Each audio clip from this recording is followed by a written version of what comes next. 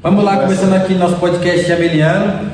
Hoje está participando do nosso irmão Dodô, Jardel, nosso irmão Bruno e nosso palestrante que vai dar a nossa aula, né? Que vai aqui estar deslanchando aqui a palavra de Deus, ensinando para nós um pouquinho da palavra do Senhor, é nosso irmão Paulo.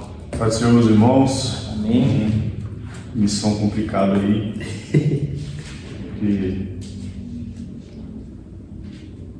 O Wesley chamou e falei, quem foi que te deu a brilhante ideia de me chamar para essas coisas, me passar essa responsabilidade dessas coisas? Ah, fui eu mesmo. Veio de mim mesmo, esse que te digo de mim mesmo. Mas aí eu vi lá no grupo que o Dodô propôs aí o tema, né? E é um tema, nos dias de hoje, é um tema bastante propício para a gente falar sobre ser exemplo dos fiéis. Que hoje em dia o que a gente tem como exemplo do mundo, pelo menos, e quando eu digo do mundo, eu falo de modo bem geralzão mesmo, né? O mundo que a gente vive, a gente não tem muito exemplo bom para muita coisa, não. Se a gente for olhar aí, né, assuntos polêmicos, se a gente for olhar para a política, a decadência, se não vê exemplo. Se a gente for olhar para questões ministeriais, até mesmo trazendo um pouco para dentro da igreja, você vê nos últimos tempos acontecendo muitos escândalos, pastores, obreiros que têm se envolvido aí em bastante coisa que acaba manchando o nome da igreja muitas vezes.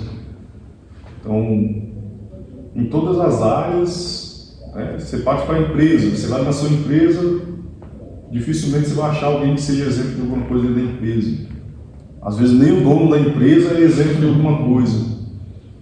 Tem empresa que, se for puxar o histórico dela, você vai ver que ela começou de um jeito meio cabuloso, meio duvidoso, né? Com ajudas obscuras.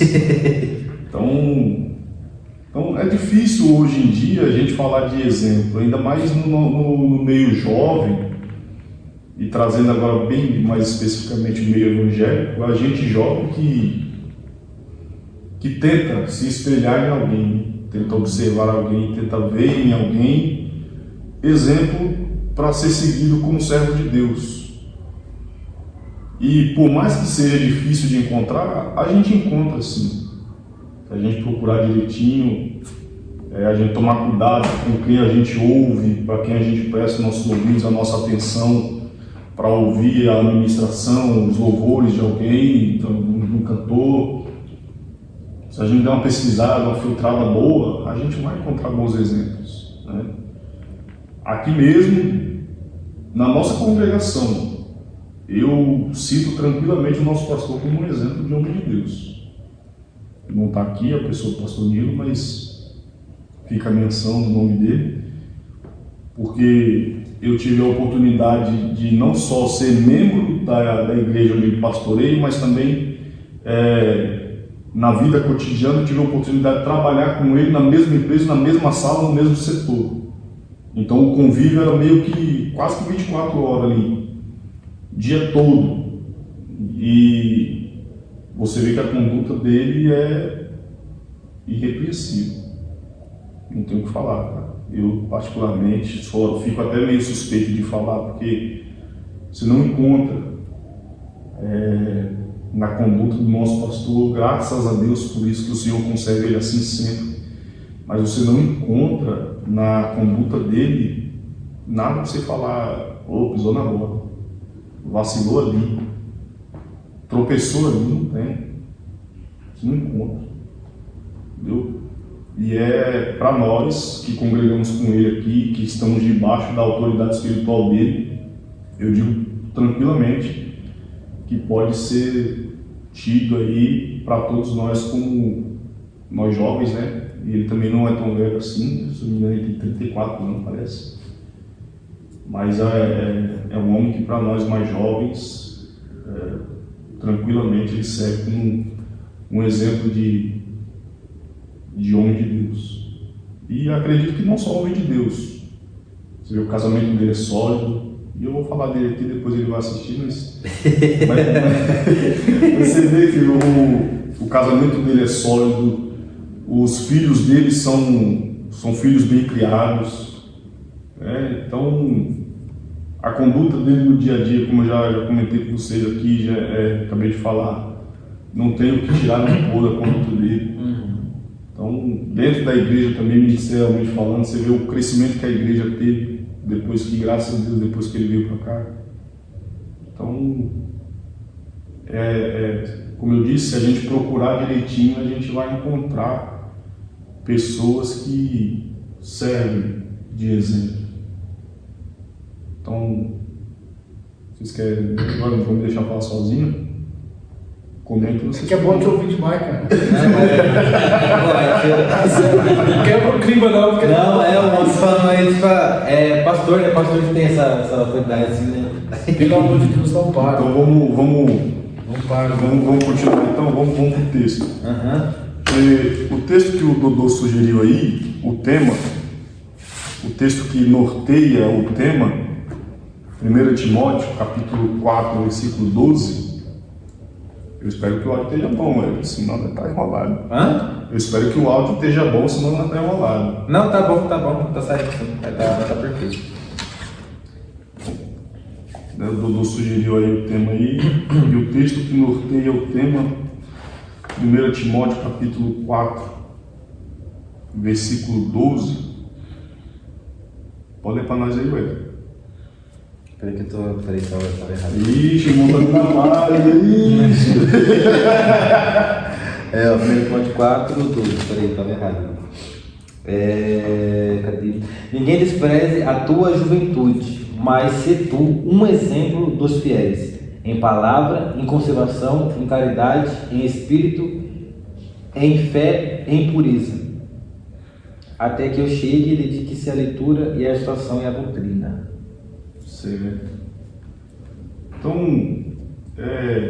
eu tenho eu acho que você já deve ter percebido aí, o Jardel está chegando agora, mas para quem já ouviu, já me ouviu pregar outras vezes, vocês vão perceber, e quem vai ainda me ouvir, né, nas próximas oportunidades que Deus nos conceder aí, vocês vão me ver falar muito, trazer muito questão de vocábulo, questão de significado de palavra. Eu gosto disso. Por que eu gosto disso? Porque às vezes a gente lê o texto e a gente passa por cima das coisas sem perceber. E por mais que algumas palavras fazem tanta parte do nosso cotidiano que a gente ignora assim, né? Passa por cima. Mas eu procurei atentar um pouco, ser bem fiel ao tema. E me perguntei o que é um exemplo. O que significa exemplo? Exemplo é uma pessoa a ser seguida. Exemplo é uma pessoa, na minha opinião, é uma pessoa a ser seguida. O senhor tem um bom exemplo, então por isso que eu me inspiro no senhor. É uma pessoa ali que tem ali uma boa... como diz a palavra? Esqueci essa palavra agora. Mas que tem entre as pessoas algo bom conhecido, faz coisas boas. E aí, Dudu, o que você entende como definição de exemplo? Exemplo é isso que o Wesley acabou de dizer. Não, pode ser. Fica fácil na escola, né? É o fogo que ele acabou de responder. É porque nem quando você vai lá cansado, é a mesma oração de outro. Jesus, receba a oração de outro. Pronto, receba aí. Vai, Dudu, é o mesmo que o outro falou. É aquilo que a gente disse no exemplo. A gente tem como seguir tanto os bons exemplos como os maus exemplos. A gente procura seguir os bons exemplos. Seria algo bom. Seria algo que a gente quer levar para a nossa vida. Sim.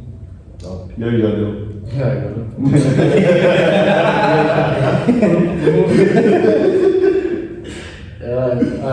Mais ou menos isso mesmo, mas só que assim, tem uma passagem nos evangelhos de Mateus, Marcos e Lucas que fala sobre a conversão de André, né? Você vê que ali estava André, tinha só 3 personagens na verdade, né? A Bíblia vai descrever, mas você vai pegar profundo, você vai encontrar um monte de gente. E André viu João e viu Jesus. João é quem que Deus tinha levantado naquela época para ser pregador, para pregar a palavra, para falar sobre a palavra, para exortar o povo daquela época. Só que Jesus estava ali, Jesus é a própria palavra. E André ele vai seguir não João, que ele já tinha conhecido antes, ele não vai seguir João, que ele já estava andando com João, já ouvia João pregar, já tinha ouvido João falar um monte de coisa. Só que quando Jesus passa, ele esquece de João e vai seguir Jesus. Por quê? Para você ser exemplo, você não precisa falar nada. Tem gente que observa nós, que observa o que nós fazemos, que nós andamos, onde que nós estamos, e através da palavra. A palavra é o próprio exemplo. E se nós for pegar o maior exemplo hoje que nós temos é a palavra. É a palavra. André ele não seguiu João, que tinha o que ele falava, mas Jesus ele era a própria palavra, e André vai seguir Jesus, sem falar nada mesmo. Eu estou te seguindo, só vou junto, pronto, acabou. Mas ele deixa tudo aquilo, deixa a fama de João, deixa tudo que João, deixa os montes de seguidores que João tinha no Instagram e vai seguir Jesus, cara. Então assim, o que eu vejo hoje, que o maior exemplo que nós podemos ter é a palavra de Deus, sabe? Independente de quem for, homem nenhum que está aqui na terra. É claro, eu não estou aqui falando de ninguém, em outras palavras, estou conjecturando, como diz os pregadores de hoje. Mas se nós for seguir esse exemplo aqui, nós vamos ser verdadeiros homens de Deus. E aí, Bruno? Já fiquei no estreito agora. Já por último agora. Tirou tudo. Então, o exemplo que eu poderia dar, vamos citar o mesmo Paulo. Paulo mesmo em suas cartas, sou muito ruim de referência, mas Paulo vai dizer assim, uma das suas cartas: sede meus imitadores, como eu sou de Cristo. Então Paulo está dando eu vejo o exemplo como uma referência. Paulo ali, quando ele diz sede meus imitadores, ele não está trazendo a glória para si, porque ele mesmo declara, como sou de Cristo. Então, para Paulo, o exemplo dele era Cristo. E para que os irmãos alcançassem a perfeição no ministério, na pregação, em uma vida cristã, e se espelhem em mim, porque eu sou exemplo de um verdadeiro seguidor de Cristo. Eu vejo como isso. Tá fraco não, os irmãos. O cara tá afiado. Os caras estudou. Então, mas, como eu disse, eu gosto sempre de buscar o significado das palavras. Como quem estava aqui quarta-feira. Direto. Quem estava quarta-feira, né? Eu falar um pouquinho, né? Graças a Deus, a oportunidade que o Senhor deu de falar um pouquinho sobre graça. Então, a minha preocupação primeiro foi colocar na cabeça dos irmãos que estão ouvindo o que é a graça. Porque às vezes a gente tem uma ideia vaga, né? A gente ouve tanto alguém falar de uma forma resumida sobre alguma coisa, e aí a gente cria a gente se acostuma com aquela ideia que é um pouco vaga, como se aquilo fosse o tudo. Uhum. Mas aí eu gosto de cavucar um pouquinho mais, né? Mexer um pouquinho, revirar um pouquinho mais a terra para ver se eu acho alguma coisinha. E para hoje não é diferente. Então eu fui buscar o que significa no dicionário mesmo, né? Que eu trabalhei com um cara que ele chamava o dicionário de pai dos burros. Então eu fui perguntar para o pai dos burros o que significa a palavra exemplo. Aí ele disse assim: exemplo é um fato, comportamento ou situação usada para ilustrar uma regra, facilitar a compreensão de um conceito ou servir como modelo a ser seguido ou evitar. Então, claro, o que vocês disseram aqui nada foge da questão do que é exemplo. Cada um tem a sua definição e a sua ideia, e isso não está errado. No fim das contas, tudo que vocês falou converge para dentro do significado de exemplo. Ótimo. Aí as aplicações mais comuns da palavra exemplo: ilustração, usar um caso prático para explicar uma teoria. Quer dizer, você pega alguma coisa na prática para explicar a ideia. É o exemplo. Modelo moral. Uma pessoa ou atitude que serve de inspiração. Também é uma definição da palavra exemplo. Ou, aqui em casos negativos, advertência. Um comportamento negativo que serve de lição para não ser repetido. Porque exemplo, nós temos tanto bons quanto ruins. É igual a palavra qualidade. Que a qualidade tem defeito. Ter qualidade não significa nada. Agora, o efeito da qualidade, se é bom ou se é ruim, define a qualidade. Você pega um produto, esse produto é de qualidade inferior. Quer dizer, você sabe que o produto não presta, mas ele tem a qualidade dele. No nível, a qualidade é como se fosse um balizador de níveis. Vai do mais baixo até o mais alto. Mas tudo tem sua qualidade. Então, expressões populares para a palavra exemplo. A expressão que a gente usa muito, que é por exemplo. Significa, é uma expressão usada para introduzir a ilustração de uma afirmação geral. Tanto que a gente usa por exemplo a tudo. Por exemplo. É uma afirmação que abrange as coisas de maneira geral. E um pouco mais específico é a expressão a exemplo de, que é uma expressão que significa imitando, tomando como modelo ou conforme o caso de. Por exemplo, de novo. Vou dar um exemplo de exemplo. Por exemplo, eu dizer, o Wesley tocou a exemplo do Bruno. Quer dizer que o Wesley tocou imitando o Bruno. Ou o Wesley tocou tomando como modelo o Bruno. Ou o Wesley tocou conforme o caso do Bruno. Certo? Uhum. Então, são as expressões que a gente usa cotidianamente. Você vê que são coisinhas boas que a gente está tão acostumado. Sim. E vai passando batido. Aí, isso responde à primeira pergunta, que eu fiz aqui para mim mesmo, né? O que é ser um exemplo? Mas tratando um pouco mais da parte gramatical, do significado da palavra aí. Aí eu faço uma outra pergunta. Quem pode ser um exemplo? Quem pode? Quem pode ser um exemplo? Todos nós. Todos nós. Na verdade, nós, todo mundo é um exemplo. É que nem você falou, mas tem exemplo que ele é ruim e tem exemplo que é bom. Nem todo exemplo a gente vai tomar para a vida. É por isso que a Bíblia fala assim, que a gente tem que ouvir e reter o que é bom. O que é ruim joga fora. Todo mundo concorda? Eu concordo. Plenamente. Com certeza. Então, respondendo, quem pode ser um exemplo? Um exemplo pode ser qualquer pessoa, ação ou modelo de conduta cujas atitudes, valores ou superações servem de referência positiva ou inspiração para os outros. Saindo um pouco daqui do que eu anotei aqui e tratando de uma forma mais grosseira, quem pode ser um exemplo? Tudo é exemplo de tudo. Por exemplo, aquela caixa de som é um exemplo de caixa. Por quê? Você tem vários modelos de forma e tamanho e cor e tal, não sei o quê. Porém, quando você vai construir a ideia do que é uma caixa de som na cabeça de uma pessoa, você precisa tomar alguma coisa como exemplo. Caraca, é?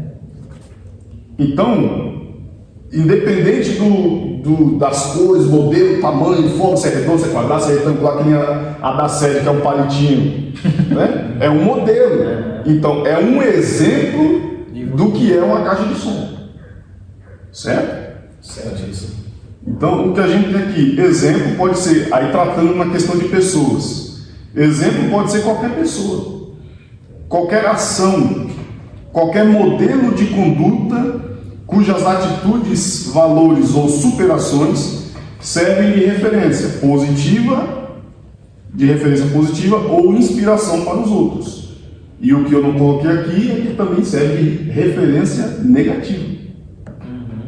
Porque mesmo a pessoa que não tem valores positivos, não tem um comportamento legal, você usa aquela pessoa como exemplo do que não deve ser feito, do que não deve ser seguido. Certo? Legal? Legal, demais. Oh, mas aí você falando isso aí vem aquela pergunta, né? Isso é um tema.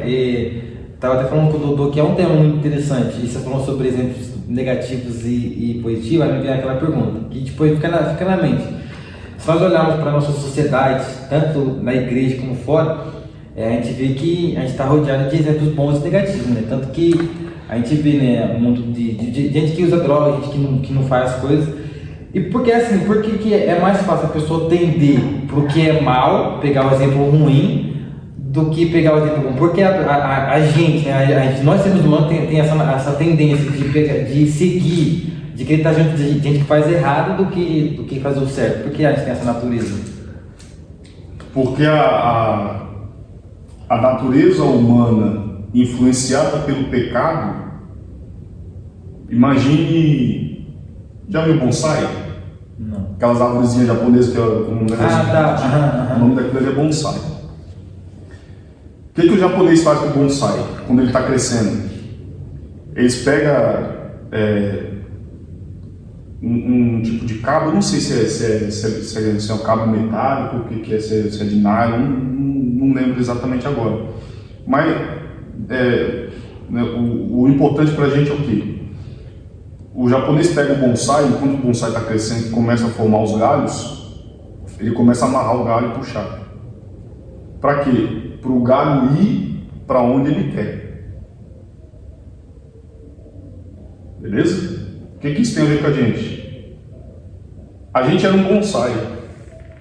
O ser humano era um bonsai.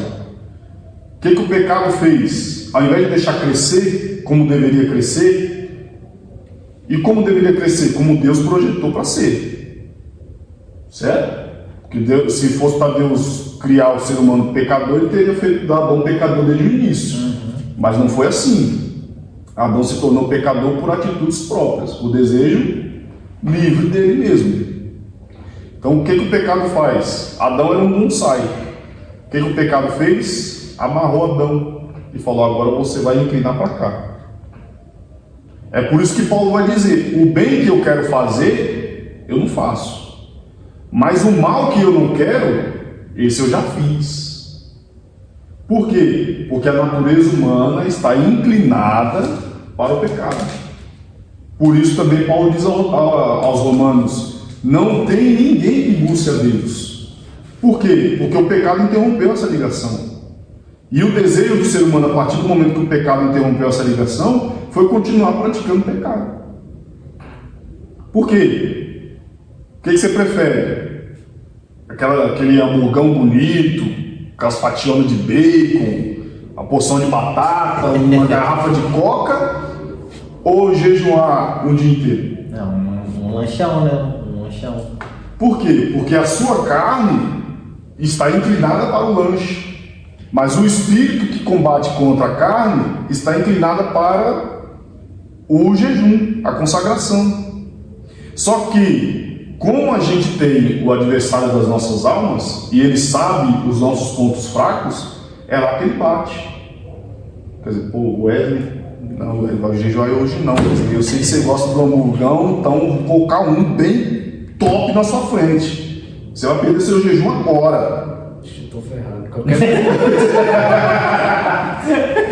pode ser hamburgão, você aparecer, tá descendo hamburgão. É por isso que Tiago vai dizer que ninguém, quando a gente for tentado, ninguém diga de Deus sou tentado, porque Deus não tenta ninguém. Aí Tiago continua dizendo o quê? Mas quando nós somos tentados, nós somos engodados pelos nossos próprios desejos. Que isso? É o diabo, nosso inimigo, que sabe o que a gente tem mais tendência a fraquejar, e ele vai e bate justamente ali. Ele engoda. O que é engodar? É causar desejo aos olhos. Ele vai, põe na sua frente. No dia que você menos está pensando naquilo, é justamente o momento que ele vai pôr na sua frente. Entendeu? Então, explicando, é por isso que a gente tem essa tendência do ser humano caído, a natureza caída do ser humano, a natureza pecaminosa do ser humano, que a tendência é sempre buscar continuar na prática do pecado. Por quê? Porque dá prazer à carne. E o ser humano não tem em si mesmo capacidade de voltar para Deus sozinho. Se não for pela ação do Espírito Santo que nos conduz pelo caminho que é Cristo, a gente não tem como voltar. Eu voltei para Jesus porque eu tenho. Mentira. Ninguém tem essa capacidade. Por quê? Porque é o Espírito, a própria Bíblia diz, é o Espírito que convence o homem da justiça, do pecado e do juízo. Então, não, eu resolvi. Não, mentira. Você não percebeu, talvez, mas foi o Espírito Santo que agiu dentro de você e te fez reconhecer os seus pecados e ver que a única saída para você era se entregar aos pés de Jesus. Mas se não for a ação do Espírito, a natureza do homem continua dobrada ao pecado. Entendi. Certo? É isso aí? Claro que é, rapaz. Vai bater com homem, com teólogo. Vai, moço. Meu Deus. Estou aprendendo junto com vocês. Então, aí a outra pergunta. Então a gente já respondeu aí 2 perguntas. O que é ser exemplo, né? Partindo aí da forma gramática. Quem pode ser um exemplo, né? Usando demonstrações. Eu fiz 2 perguntas vamos dizer, fora da Bíblia, e 1, 2, eu tinha contado 4 ou 5 perguntas dentro da Bíblia. E agora a gente vai entrar para o texto. Porque a pergunta é: Paulo instruiu Timóteo a ser um exemplo para quem? É uma boa pergunta. Porque ele fala que ninguém despreze a tua juventude. Certo. Mas se tu um exemplo, então é uma pergunta interessante essa pergunta aí. Mas a resposta está na cara de vocês. O Dodô falou de tímido, mas Aos fiéis. Os fiéis não falaram. Um exemplo dos Fiéis. E é uma coisa interessante, porque o exemplo dentro das igrejas hoje é muito difícil. Eu falo assim, eu sou novo, mas quando eu era mais moleque, tipo assim, com meus 12, 13 anos de idade ali, o meu incentivo de batizar foi por causa que eu vi os obreiros.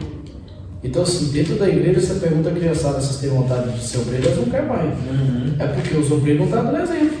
Exatamente. Você quer ser pastor? Não quero. É claro, você já falou tão bem do nosso pastor, né? Eu creio que aqui dentro da igreja tem essa sede, mas assim, no mundo geral das igrejas, Paulo, não tem mais exemplo dentro das igrejas. Criança, adolescente e jovens não tem desejo de ser obreiro, não tem desejo de ser pastor, não tem desejo de ser músico. É um músico que toca aqui dentro da igreja, mas lá fora é pior do que é no mundo. Então, assim, ser um exemplo dentro da igreja, o que Paulo falou para Timóteo aqui, ser um exemplo para os fiéis da palavra. Ou melhor, você tem que ser um exemplo para aqueles que estão dentro da igreja, não está falando nem de quem está lá fora. Cara, é muito difícil. Então, assim, nós que estamos firmes na palavra de Deus, eu me preocupo muito quando eu olho para as criançadas, para os adolescentes, para os jovens, e se elas me verem dentro da igreja como um exemplo. Eu sabe, quando a criança chega e fala para mim, viu, eu quero tocar bateria igual você, eu quero pregar igual você. Eu já preguei em lugar que já chegou, nossa, um dia eu vou pregar igual você. Um dia eu vou ser um esposo igual você, já falou para mim, sabe? Eu queria ser seu filho, criança já falou para mim. Então, assim, é um exemplo que você carrega, um peso tão bom, cara. Sim, exatamente. É tão bom isso aí, Paulo, porque assim, você está vendo que você está sendo exemplo sem você falar nada, Bruno. É verdade. Então, ser exemplo para os fiéis, cara, não é fácil não. E isso aí morreu dentro das igrejas, sabe?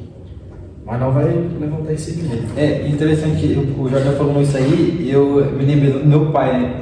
Porque desde pequeno, eu realmente, desde pequeno eu nasci com esse evangelho que nunca tive isso, né? De ver um irmão falar assim, graças a Deus aqui na nossa igreja eu tenho pessoas que posso falar, ó, quero seguir e ser igual pro fulano, mas quando eu era pequenininho não tinha ninguém, tanto que eu estava no meu pai, né, e desde pequeno eu cresci vestindo terno por causa do meu pai, até um monte de falar do meu pai, tanto que o Xande na conferência missionária falou assim, nossa cara, você fala igual ao seu pai, porque até o modo de gaguejar, o modo de gesticular assim, é tudo igual, por quê? Porque a referência que eu tive como servo de Deus, como alguém que estava ali na igreja, servindo ali, foi sempre meu pai, desde que cresci.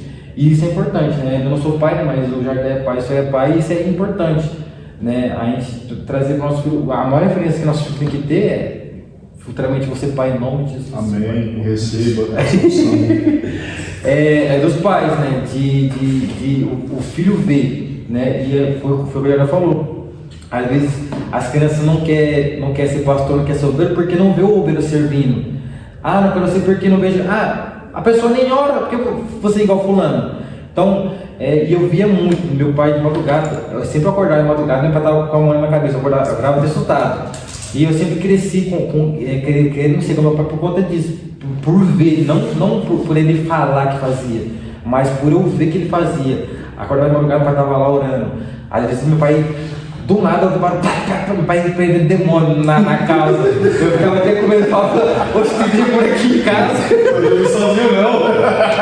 Ou era, quando meu pai viajava, eu saía, eu ficava com medo, velho. O pai, eu digo de você. Não, teve um dia que a televisão ligou sozinho em casa. Sim. Eu tava sozinho, filho, aconteceu um negócio tenebroso, cara. Meu pai, Pastor Nilo e Fernando, era caçador de demônio, filho. Então quando meu pai saía, os demônios pareciam que ia assim, agora vou também dar o filho. Mas é interessante. Essa geração, mas. Não quer. Ó, se não foi pro seu pai, deve ser pro você. Se não foi pro seu pai, vai te achar. Tô tranquilo tocando. Não, é lá do que faz. Para de coisa, vai embora. Vai estar dentro do seu cubo lá. Vou ligar pro meu pai e falar, pai, ora por mim aí. Eu acho que vai tocar sozinho lá, né? Não repreendido. Imagina. Lá que sou. Tá repreendido. Rapaz. Mas vocês percebem que o ponto é justamente esse. Por quê? Paulo poderia ter falado, se comporte bem, como ele fala até em outras passagens, sobre outras coisas, e que a gente vai ver daqui a pouco também. Mas antes de falar para Timóteo ser um exemplo para os de fora, ele fala para Timóteo ser um exemplo para os de dentro. Então, Paulo instrui seu filho na fé que seja um exemplo para os fiéis. A igreja, sob seus cuidados, deveria olhar para o jovem pastor e enxergar para além da sua pouca idade. Mesmo mais do que os anos, os crentes deveriam enxergar em Timóteo o caráter de Cristo e a conduta de um verdadeiro servo de Deus. Paulo redireciona o pensamento daqueles que poderiam questionar a autoridade de Timóteo por causa da sua idade, deixando uma orientação clara: ninguém despreze a tua mocidade. Ao invés de olhar para o jovem com um olhar de desconfiança, julgando ele incapaz e talvez pela imaturidade dos anos, da idade, a igreja deveria olhar para ele como alguém que está em tempo hábil para ser moldado de forma contínua. Então, vamos lá, vamos tratar. Seja a igreja sob os cuidados de Timóteo, tinha que olhar para ele e não enxergar apenas um jovem. Porque diga o que quiser e me contrarie também se quiser. Mas se existe uma classe de pessoas que tem baixo valor aos olhos dos outros, é os jovens aos olhos dos mais velhos. Ninguém dá moral para jovem. Pior que é mesmo. Ninguém dá moral para jovem. Por quê? Porque o jovem é inconstante. O jovem, ele se abate muito fácil. Ele desiste muito fácil. Ao mesmo tempo que ele quer, ele não quer. Sim. Ao mesmo tempo que ele diz que vai, ele não vai. Ao mesmo tempo que ele está empurrando o carro subindo a ladeira, de repente dá 5 minutos, ele solta o carro, volta para trás. Então, aos olhos dos mais velhos, infelizmente, o jovem não tem muito valor. Isso é uma coisa que você vê. Se a gente for levar para o Antigo Testamento, a idade de aposentadoria do sumo sacerdote era 50 anos. Não só do sumo, como dos outros também. Para quê? Para o jovem que vinha depois assumir e dar continuidade no trabalho.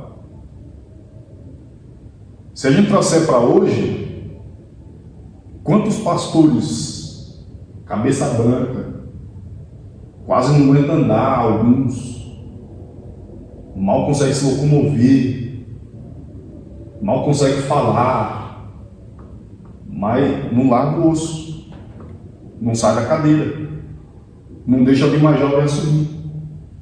Por quê? Porque enxerga no jovem essa inconstância.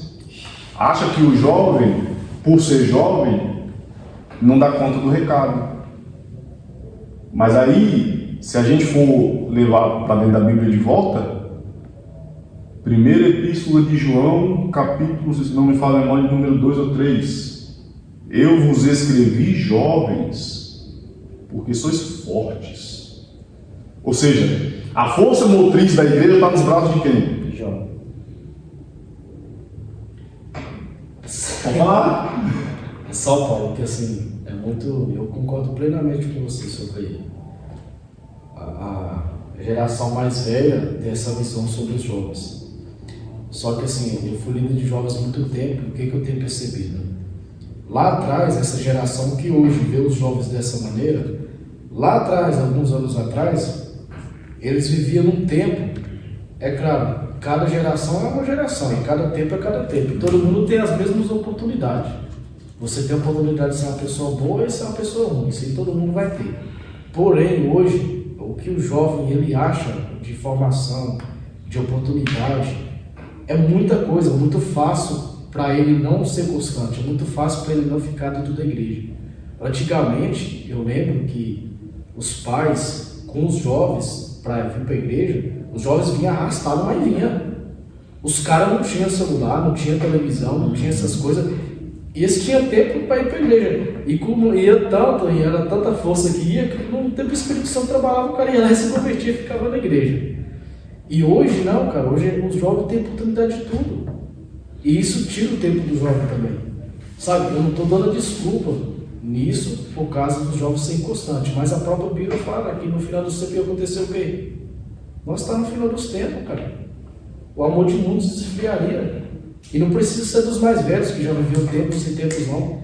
A geração nossa hoje já está vindo toda fria já. Nós que está constante, está firme, que nós temos que ter, acender o fogo. Os jovens estão vindo frio, gelado.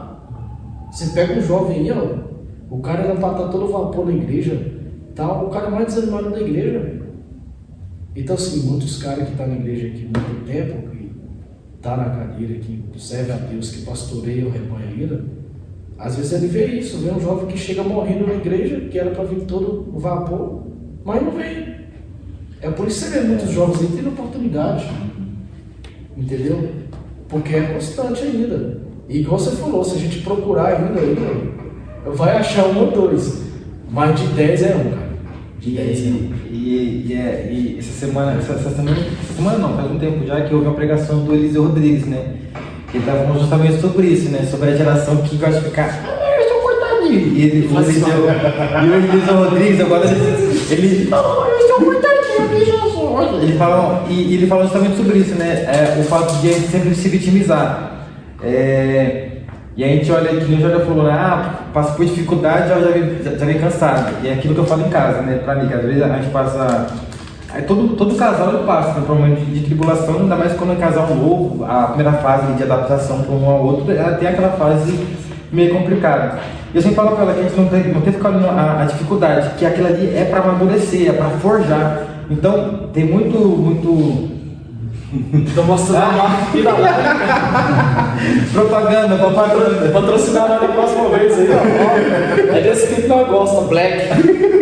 Será que fala assim? E aí, realmente, porque a juventude vê a dificuldade, vê a aflição, e aí tipo, fica se vitimizando, eu sou cortadinho, não sei o que, eu sou cortadinho, mas não entende que aquilo ali é para forjar o caráter, que às vezes Deus permite que o jovem passa por dificuldades que é para forjar o caráter, né? Aí foi aquela situação que eu falei com o senhor, lembra que quando a gente foi visitar a primeira vez na casa do senhor, o senhor ainda comentou algo que eu nunca esqueci, toda vez que eu não tô, eu lembro disso aí. Você falou assim, eu já passei por tantas coisas que hoje nada me abala.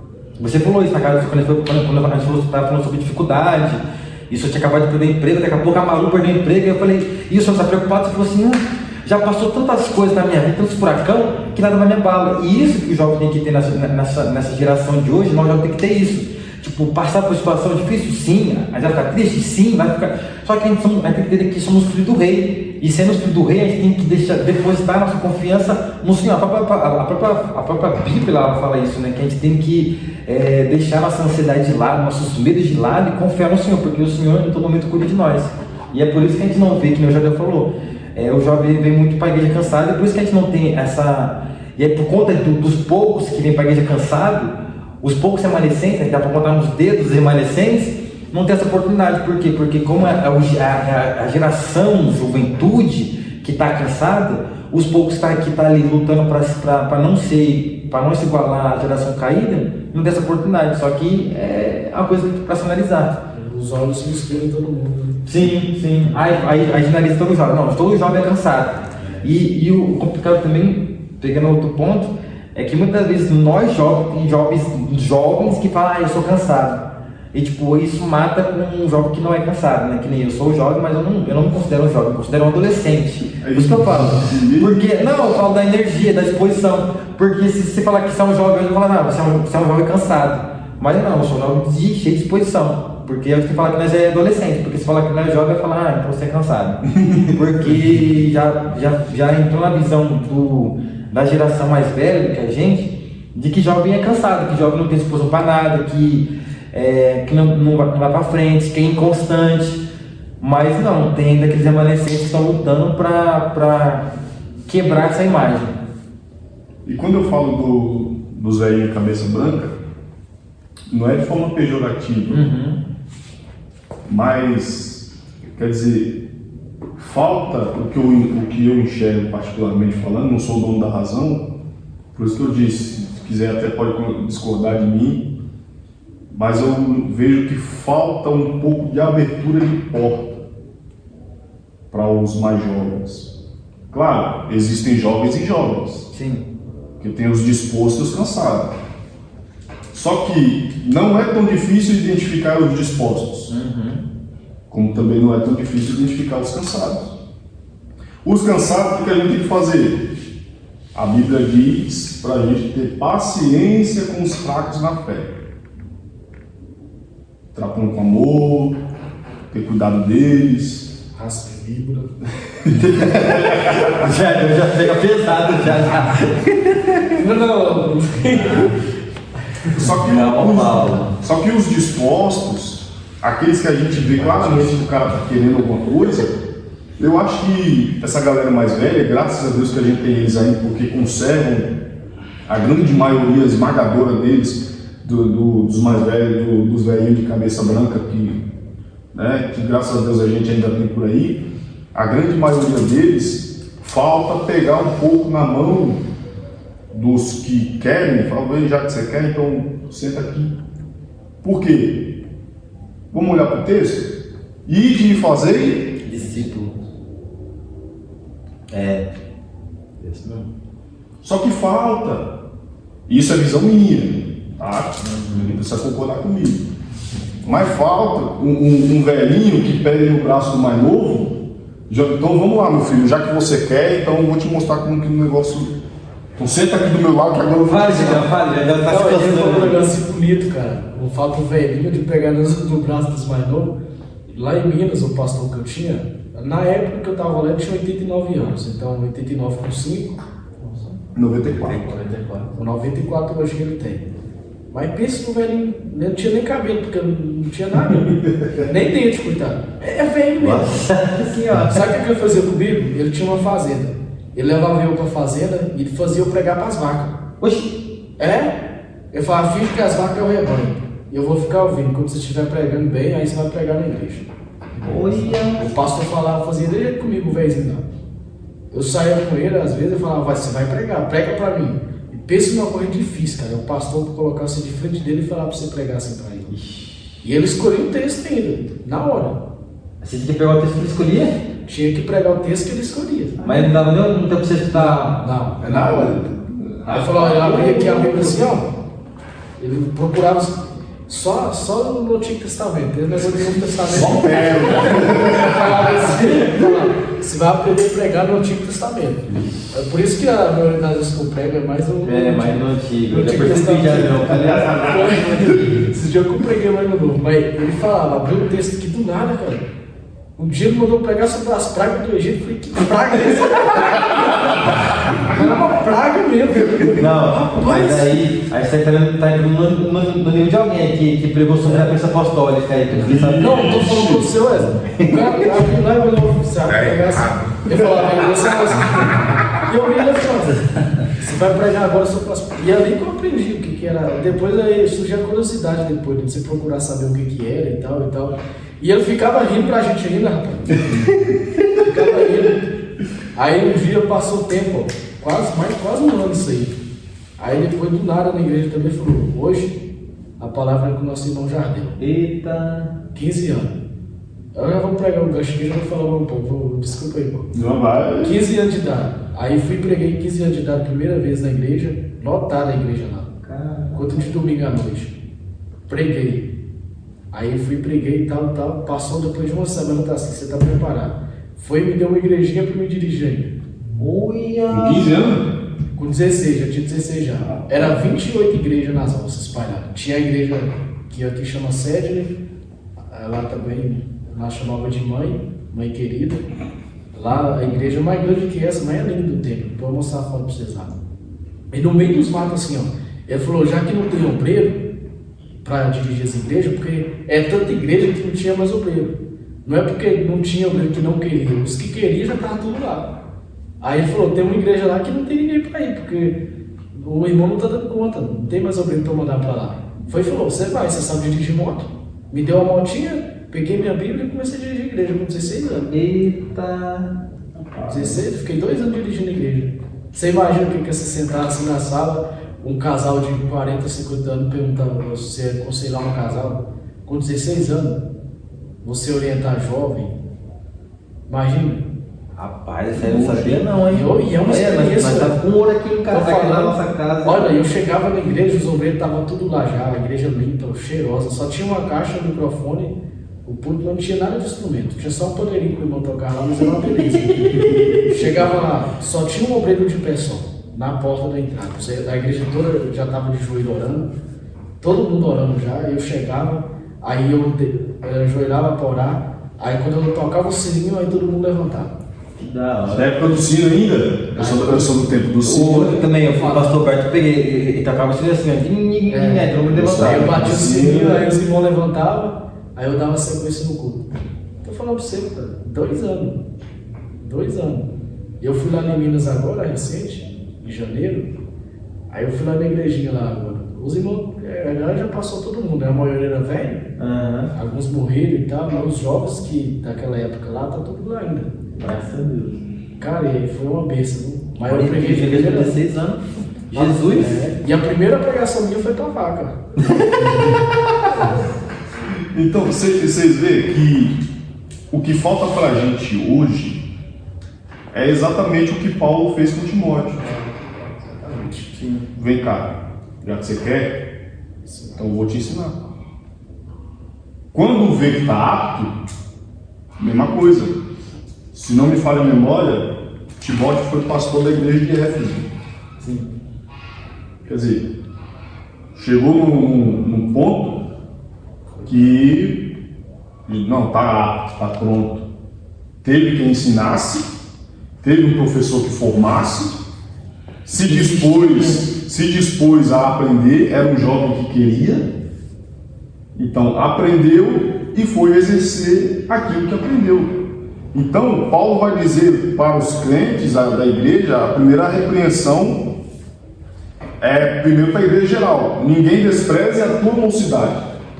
Quer dizer, a igreja não pode olhar para você só porque você é jovem e achar que você não é capaz. Muito pelo contrário. A igreja tem que olhar para você e ver, não, esse aí consegue. Do cantor, do obreiro, do diácono, do presbítero, é o corpo da igreja. Os outros chamaram uma reunião da igreja e disse: escolham dentro do meio de vocês 7 que vocês dizem que tem o que primeiro? Ou boa reputação, dependendo da versão. Bom testemunho, cheio do Espírito Santo. Então, a primeira coisa é ter o quê? Bom testemunho. Bom testemunho. Ou seja, não adianta o cara pular e rodar no meio da igreja. Não tem bom testemunho. Adiantou o quê? Adiantou nada. Vai lá, se anima. Entendeu? Tem um exemplo, né, doutor? Jovem tem exemplo. O cara que deu o tema aqui é jovem. Então, aí, primeira coisa aí, o cara tem que ter boa reputação, bom testemunho. As pessoas têm que olhar para ele e ver nele um exemplo a ser seguido. Certo? Porque se o diácono tem uma boa reputação, ele vai ser um modelo de obreiro para os outros obreiros. Como que eu devo servir a casa do Senhor? Como fulano serve. Porque é um modelo, tem boa reputação. Certo? Cheio do Espírito Santo. Ou seja, ele tem uma boa conduta lá fora, e quando é aqui dentro do cancão espiritual pia, o cara também tem poder para estender a mão, tem autoridade do Espírito Santo para estender a mão e repreender o mal que for. E ser cheio do Espírito Santo não nos capacita só para repreender o mal, mas também para servir em toda a obra. Um obreiro cheio do Espírito Santo, ele serve água. Um obreiro cheio do Espírito Santo, ele fica na porta. Um obreiro cheio do Espírito Santo, se precisar, ele limpa o banheiro. Um obreiro cheio do Espírito Santo, ele olha os carros. Um obreiro cheio do Espírito Santo repreende a andação das crianças que sobe e desce essas escadas aqui, todo culto. Mas é verdade. Um obreiro cheio do Espírito Santo, de boa reputação, ele está na porta ali, ei, vai para onde? O culto é aqui. Tem gente que sobe e desce essas escadas mais de 3 vezes, eu não vou falar, mas enfim. Entendeu? Mas o obreiro cheio do Espírito Santo, de boa reputação, ele é exemplo dos demais. Então, voltando, por que Paulo fala para Timóteo ser um exemplo para a igreja? Porque é a igreja que vai dar base para sustentar o ministério de Timóteo. Porque se por acaso alguém de fora viesse e tentasse levantar falso testemunho contra a vida dele, o corpo da igreja reuniu e falou: aqui não.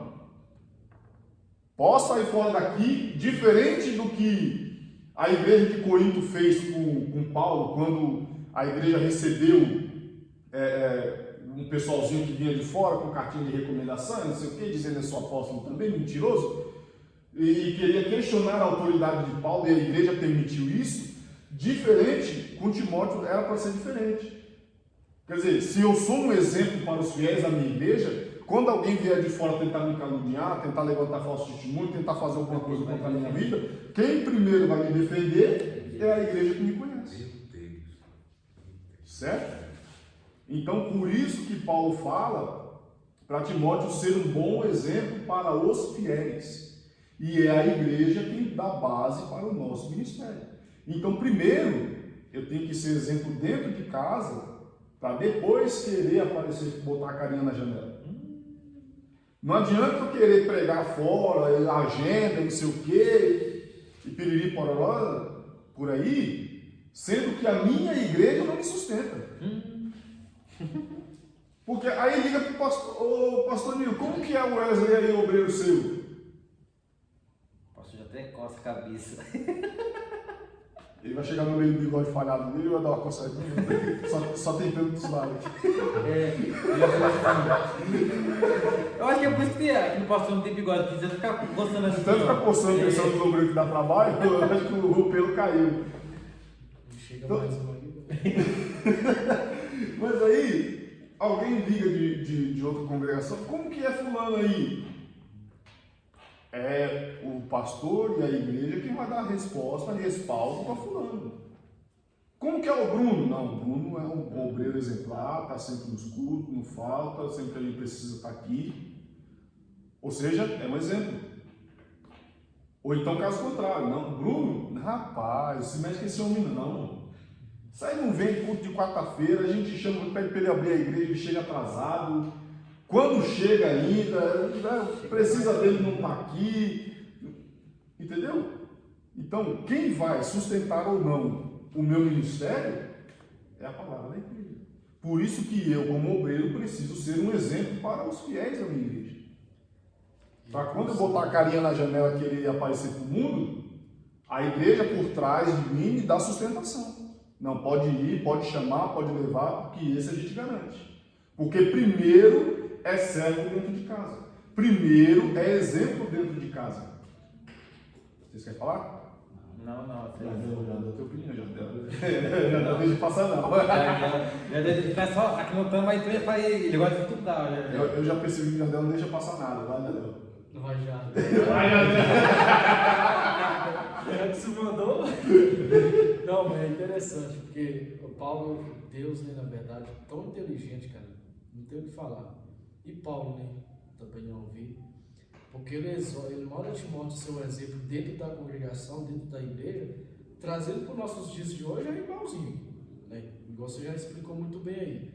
Só que você imagina se fosse igual antigamente. Se Deus mandasse um obreiro ir lá escolher um cara lá na congregação, não, é esse aqui, ele não está aqui, ele está lá fora, fizesse igual fez com Davi. Aí o povo não acreditava, mano. As pessoas não acreditam no que Deus falou, hoje vai acreditar nisso aí?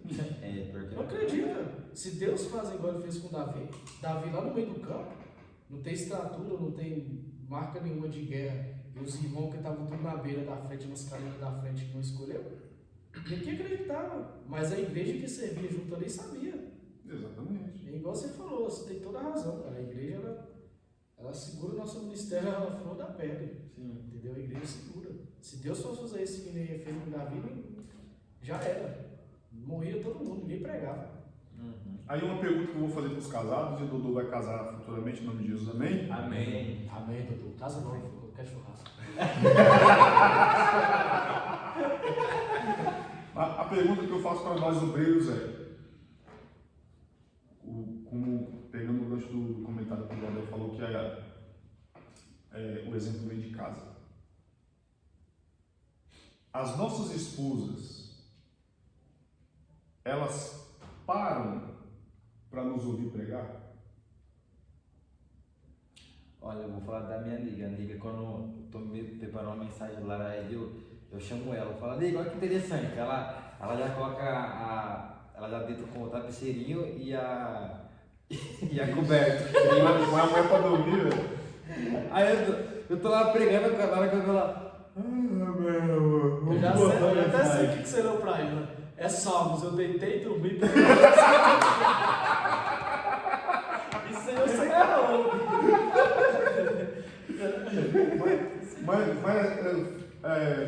Refletindo de maneira bem sóbria. E quando eu digo parar para nos escutar, não estou falando no culto que ela é obrigada a sentar aqui enquanto a gente prega, não estou falando disso. Mas se por exemplo, tem presbítero aqui? Não, né? Não. Alguém já foi consagrado diácono? A gente sabe que na consagração, tanto para o diaconato como para o presbitério, pelo menos aqui em Paulínia é assim, o pastor Edivaldo, quando vai consagrar alguém, ele te dá a ficha, você preenche, sua esposa preenche e depois tem uma reunião separada.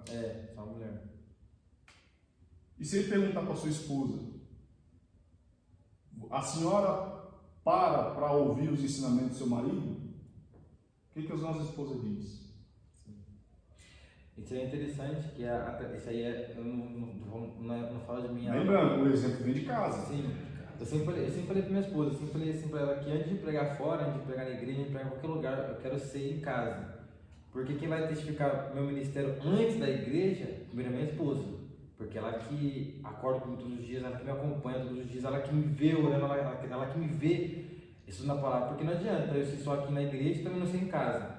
Porque às vezes eu posso só pregar e bem na igreja, mas em casa eu não posso nem ler a Bíblia. Então ela que, primeiro, antes da igreja ver meu ministério, que veio meu ministério é minha esposa. Então eu sempre falei para ela, desde que nós casamos, eu falei, liga, antes de pregar na igreja, em qualquer lugar, eu quero pregar para você. Então todas as mensagens que eu estudo, eu prego primeiro pra ela. Então todas as mensagens que eu prego na igreja, porque ela fica assim, ó. Porque ela já sabe o que eu vou falar, já, porque eu já preguei pra ela em casa. Não sai repetindo. Só que sempre tem algo mais, porque assim, é bom você, e isso é até bom, porque você desenvolve. Quanto mais você fala a pregação que você está estudando, você memoriza. Então quando você vai ler, às vezes você nem usa os bolsos. Que nem várias vezes eu fui dar a saudação e nem usei meus bolsos que estavam ali, por quê? Porque por já o costume de falar em casa, você já decorou, não que a gente tem que pregar decorado, não é isso. Mas é que você já estudou, então você está confiante. Então você prega com mais convicção, por quê? Porque você estudou, sabe que é aquilo e está pregando com mais convicção porque você estudou. Então isso eu faço em casa. Né? E acredito que não só isso, a questão da confiança, não só isso, mas que quando a gente foca e se dedica a estudar a palavra, acho que o próprio Espírito Santo vem na tábua do coração e é bom. Sim. Ele escreve Sim. na tábua do nosso coração a palavra, como o próprio salmista diz: guardei a tua palavra no meu coração para eu não pecar contra ti. Sim. Ou seja, a palavra está tão enraizada que quando a gente prega, a gente prega com mais autoridade. O Espírito Santo dá essa autoridade para a gente. Por quê? Porque se dedicou. Ele honra a nossa dedicação em buscar em meditar na palavra do Senhor. Mas como obreiro, né, como o Jardel falou, como o nosso exemplo vem de casa, a gente precisa sempre ter isso em mente. A minha esposa para me ouvir. Se eu ensinar, ela senta. Se eu for ensinar, ela senta para aprender. Ou para ela, quando eu abro a boca, é um monte de baboseira. Na igreja eu sou um santo e em casa eu sou um santarrão. Entendeu? Então, o exemplo vem De casa. Primeiro exemplo lá. Depois aqui. O exemplo de lá a gente traz para cá. Aí tanto lá quanto cá sustenta o nosso ministério. Você vê quando a pessoa ela é enraizada com esse exemplo dentro de casa, a pessoa é diferente, cara. Se você não estiver bem na sua casa, nada que você faz na igreja prospera. Sim. Você pode ver, se você não estiver bem com a sua esposa, tudo que você faz na igreja, no momento vai estar bom. Mas passa semana, passa mês, daqui a pouco vai cair tudo. Não vai para frente, Paulo, não vai. Se você não... Ué, você corta isso aí depois, não me mas é uma coisa que você pode ver. Nós somos homens. Dodô a gente pode ter autoridade de falar isso porque ele é uma pessoa bem madura, né?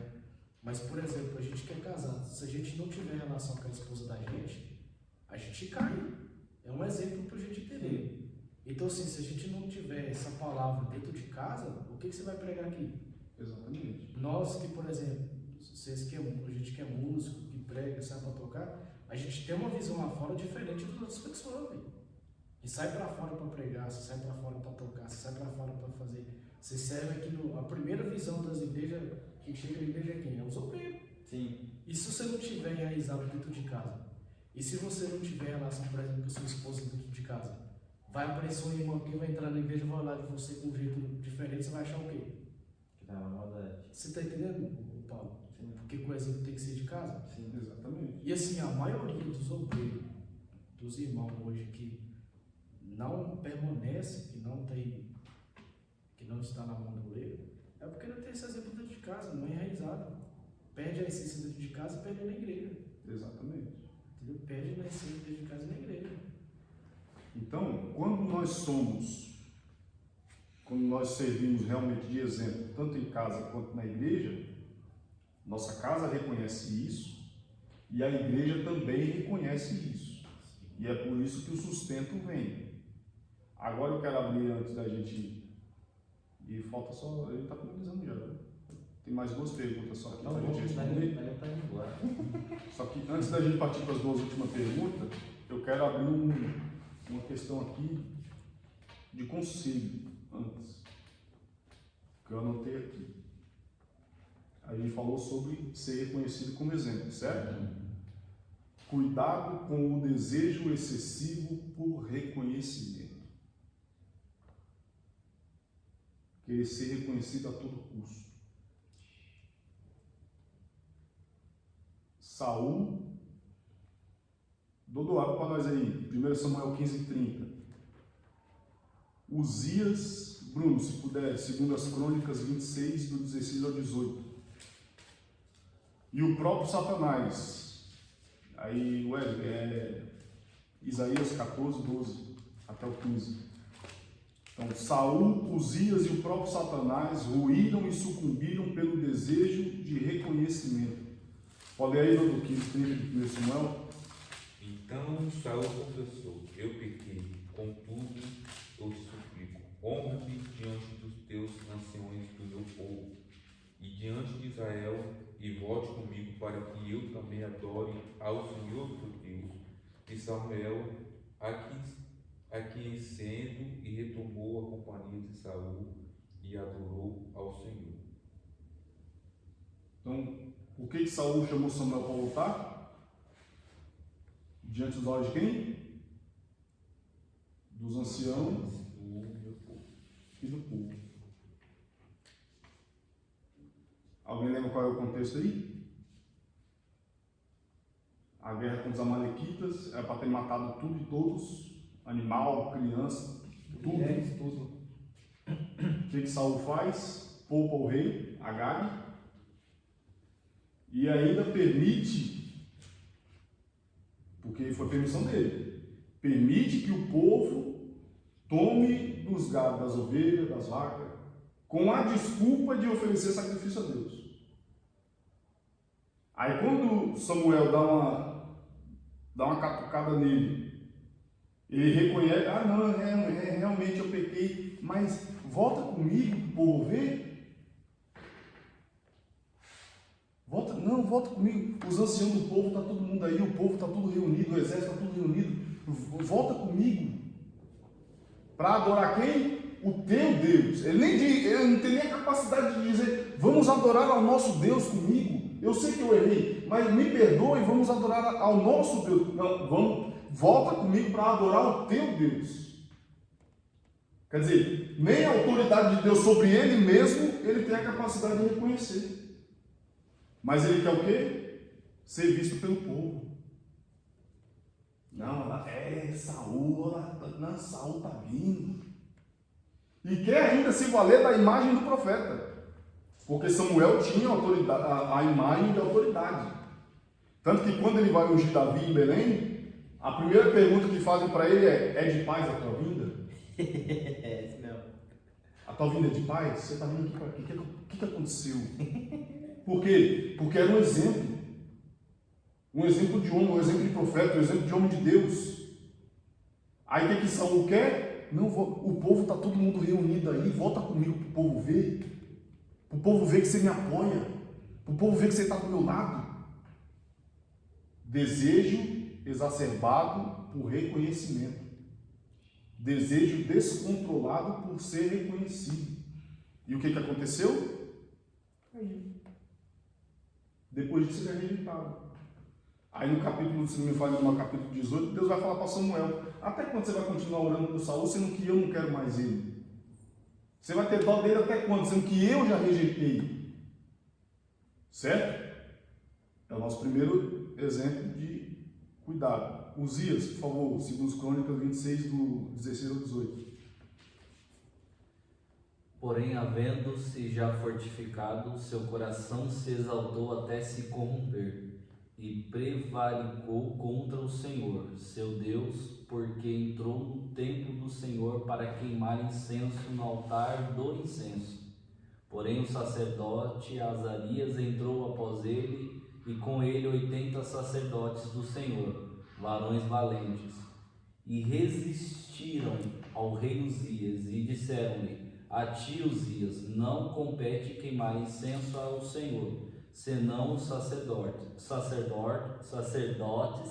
filhos de Arão, que são consagrados para queimar incenso. Sai do santuário, porque prevaricaste, e isso não será para a honra da parte do Senhor Deus. O 16 aí, ó, havendo já se fortificado, herdou o reino, trabalhou direitinho no começo, fortificou o reino, deu uma melhorada no que ele já tinha recebido, só que o coração se exaltou. Aí, né, o 16 está aí. Exaltou-se o seu coração até se corromper. Começou a se achar demais. Começou a querer assumir lugares que não era dele. Tanto que ele quis assumir lugares que não era dele, que foi pegar incenso para queimar no altar. Prerrogativa única e exclusiva de sacerdote. Para quê? Para ser visto. Porque queria ser aclamado. Que queria ser famoso, que queria ser visto pelo povo. Não, nosso rei. Aí, a minha versão está um pouquinho no final do 18, está um pouquinho diferente da do Bruno, mas diz assim: e não será isso para a honra tua da parte do Senhor Deus. Quer dizer, nesse negócio que você está fazendo, Deus não tem parte nenhuma para te levantar, para te honrar nisso aí. Em outras palavras, Deus, em momento nenhum, Deus vai concordar com isso que você está fazendo. Você está fazendo para quê? Para ser visto? Para o povo te ver? Agora que você está bem, em vez de você continuar bem, não, afundou. Porque o versículo seguinte vai falar que imediatamente saiu uma lepra na testa, que rapidamente se espalhou. Um rei leproso não podia governar. Tinha só o nome de rei, já que queria ser visto, ser famoso, só tinha título. Só tinha título, mais nada. Por quê? Porque quis ser visto.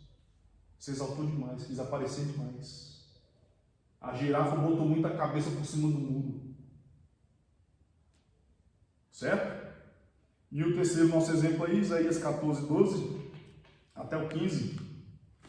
Como caíste do céu, ó Lúcifer, filho da manhã, tu que foste derrubado ao chão, que enfraquece as nações, porque tu tens dito em teu coração: eu ascenderei em direção ao céu, e exaltarei meu trono acima das estrelas de Deus.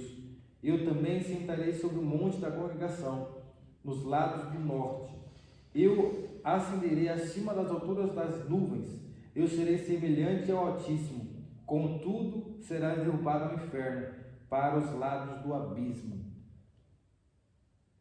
Eu gosto do 13, ele vai dizer: e tu dizias no teu coração, eu subirei ao céu.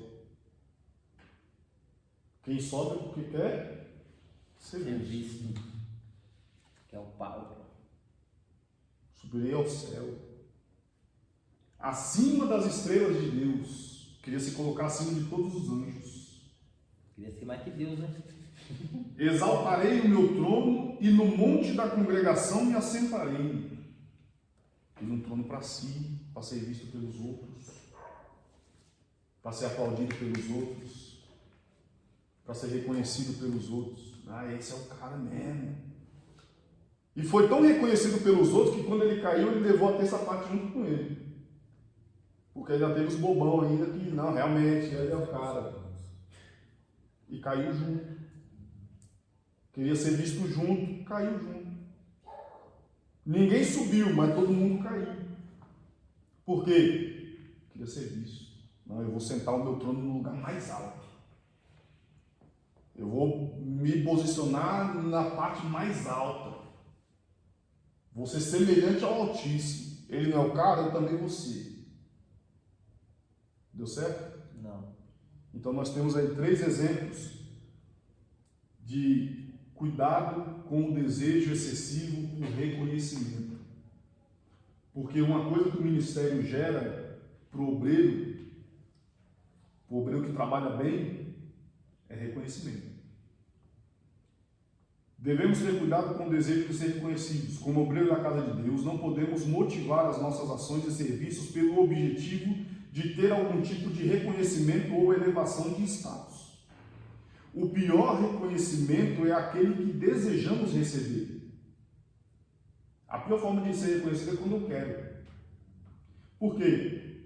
Quando trabalhamos forçadamente pelo desejo de sermos vistos, podemos cair na cilada do desânimo e da frustração quando aquilo que queremos receber não chega. Ou ainda caímos no conto da ilusão quando recebemos um reconhecimento que não é verdadeiro. Porque se eu forço para ser reconhecido, de duas uma, ou ele não vai vir, ou quando ele vier, vai ser forçado, mentiroso. E por mais que de repente o elogio seja cabível. Não, realmente o cara trabalhou e tal. Só que como eu forcei para receber aquele elogio, o sentimento que ele traz não é um sentimento bom, não é um sentimento verdadeiro de quem está falando. O cara está falando por obrigação, o cara está me elogiando por obrigação. Ele está me elogiando, me promovendo porque ele não teve outra saída, porque o que eu fiz foi tão extraordinário, a situação que eu forcei foi tão grande, que ele não se viu de outra forma a não ser elogiar. Só que o elogio dele não carrega um sentimento verdadeiro. Rapaz, parabéns por você realmente ser ele. É só. Que valor tem isso? Nenhum. Valor nenhum. Todo sentimento forçado é falso. Dificilmente haverá verdade nas palavras forçadas, e quanto à verdade nas palavras forçadas, os sentimentos que elas carregam não são motivados pelo verdadeiro apreço por aquilo que nós fizemos. Reconhecimento bom é reconhecimento espontâneo.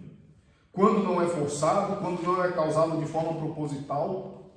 Reconhecimento verdadeiro vem quando, na verdade, nós não desejamos. Quando fazemos as coisas sem segundas intenções, sem objetivos escusos e sem porfias. Quando eu faço as coisas com amor e com verdadeira dedicação, porque eu faço porque eu gosto de fazer. Não porque alguém me obrigou, porque eu quero servir. Não, eu faço porque eu gosto de fazer. Aí sim, quando o reconhecimento vem, é o reconhecimento verdadeiro. E a gente se sente bem com aquilo. Mesmo quando a gente é reconhecido de maneira forçada, dentro da gente, a gente não se sente bem com isso. Por quê? Porque eu sei que eu forcei uma situação para aquilo ali acontecer. Eu tive que, de certa forma, vou usar um termo bem esdrúxulo aqui, é quase um estupro. Eu tive que forçar para aquele reconhecimento sair. Se eu tivesse trabalhado verdadeiramente com amor, prestado o meu serviço verdadeiro com dedicação e sem objetivar, não, eu vou fazer isso aqui porque eu quero que o pastor me veja. Já deu errado. Ele pode até ver, mas de duas uma, ou ele não vai falar nada, aí a gente se frustra, o pastor não me vê, cara. Estou fazendo tanta coisa aqui, o pastor não olha para mim. Ou quando ele falar, vai ser aquele negócio de valeu, viu, Wesley? Obrigado lá. Que abrir aquele jeito, tá? Quer dizer, não gerou, nem gera felicidade em você. A consciência vai te acusar, falar assim, ó, seu mérito foi pouco porque você fez uma esquematização. Só que a consciência vai te acusar. Exatamente. A mente acusa automaticamente. Você merecia isso aí? Será que realmente você fez por merecer? Aí, pior do que isso, se a gente for levar essa questão de reconhecimento para dentro da escatologia, aí a gente cai no tribunal de Cristo, onde as nossas obras serão passadas pelo fogo e o que vale lá é a intenção da obra. A qualidade da obra, a intenção da obra. Se eu fiz por motivos escusos, motivos obscuros, só para levar vantagem, só para ser reconhecido, a minha obra queima igual a palha. Agora, se eu fiz com dedicação verdadeira, com amor verdadeiro, para Deus ver primeiro, aí sim, é bronze, é prata, é ouro, que não queima, mas permanece. Reconhecimento forçado é palha. Elogio forçado é palha. Aplauso forçado é palha. Abraço forçado é palha. Elogio, colocou o cara lá em cima, forçadamente, é palha. Não permanece. Amanhã ninguém lembra. Virou as costas, passou. Ninguém lembra mal o que você fez. Agora, quando é de verdade, não. Quando é de verdade, de repente você muda de congregação, muda de cidade. Os irmãos que ficaram, lembra da época que o Wesley estava aqui, que ele fazia assim, assado? Lembra do tempo que o Dodô congregava com a gente, que ele fazia assim? Rapaz, era bom. Por quê? Porque não tem desejos obscuros por trás daquilo ali. Eu não fiz aquilo ali por porfia, por disputa. Não, vou fazer só para mostrar que eu faço melhor do que fulano. Disputa. Não, eu vou fazer só para mostrar que eu tenho conhecimento. Disputa. E isso não permanece. O reconhecimento vem. Rapaz, realmente você deu uma aula show lá, ó, parabéns. Mas depois, acabou a escola dominical, ninguém lembra sua aula. Sim. Ninguém lembra. Por quê? Porque fez só, de repente, eu só fiz para mostrar para o irmão que estava sentado que eu ensino melhor que ele. A minha motivação é porfia, é disputa. Então a obra não permanece, o reconhecimento não permanece, o ministério não se sustenta, é palha. Certo? Aí para a gente ir para as duas últimas aí, quem são exemplos bons e maus segundo a Bíblia? A Bíblia é cheia de exemplos a serem seguidos ou evitados.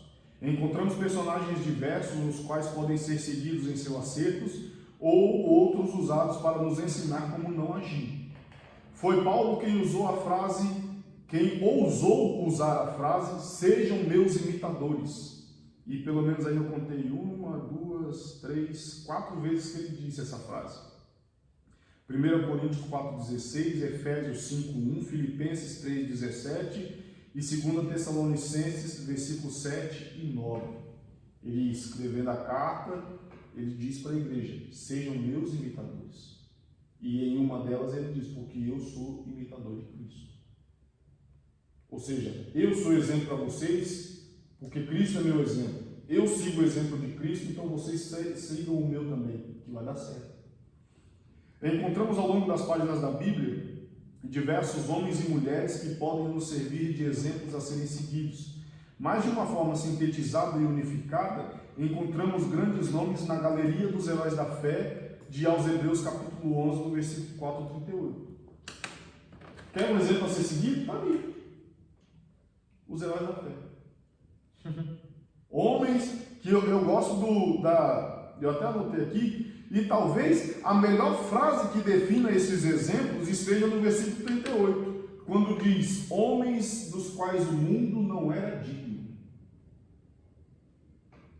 Abraão, pai da fé, Noé, creu em Deus, foi chamado para uma grande obra, Jacó, Isaac, Moisés, e todos os outros nomes que são citados ali, inclusive o nome da meretriz Raabe. Nosso último tópico da lição. Inclusive o nome, eu não peguei isso dominical não. É certo? Vou sério, eu não sei qual, eu nem sei qual número da lição. Foi isso aí. Eu lembro até que eu perguntei aqui que eu estava dando aula, eu falei, irmãos, imagina alguém falar para você, esse cara aí não é digno desse mundo não. De tanta fé que você tem, de tão fiel que você é neste mundo. Você é forte, cara. Você vê, você ser exemplo para os fiéis a ponto de ser chamado, de ser dito a seu respeito que o mundo em que você viveu não era digno de te ter nele. Eu trouxe essa reflexão. O que é não ser digno de alguma coisa? É você, bem sinteticamente, bem rasamente falando, é você não merecer aquilo que você ganhou. Aí a Bíblia vira para o nome desses homens, o escritor aos Hebreus, olhando para o nome desses homens e de Raabe junto ali, vai dizer que o mundo não era digno de ter essas pessoas vivendo nele, de tão excelentes, por assim dizer, porque são exemplos de fé, exemplos de quem creu em Deus, de quem serviu a Deus, de quem temeu a Deus, de quem andou com Deus. Aí a gente pode lembrar de Enoque, andou com Deus. E eu gosto como eu disse, eu gosto do significado das palavras, porque o termo andar com Deus ali, a ideia que o texto quer passar é como você pegar um bebê, segurar pela mão e pôr os pés do bebê em cima dos seus pés e você caminhar. Essa é a ideia de Enoque andou com Deus. Os passos dele foi guiado pelo próprio Deus. Onde Enoque colocava o pé, Deus tinha colocado o pé primeiro. A expressão caminho no deserto quer dizer, deserto não tem caminho, não tem rua. Não. Como é que você seguia pelo deserto?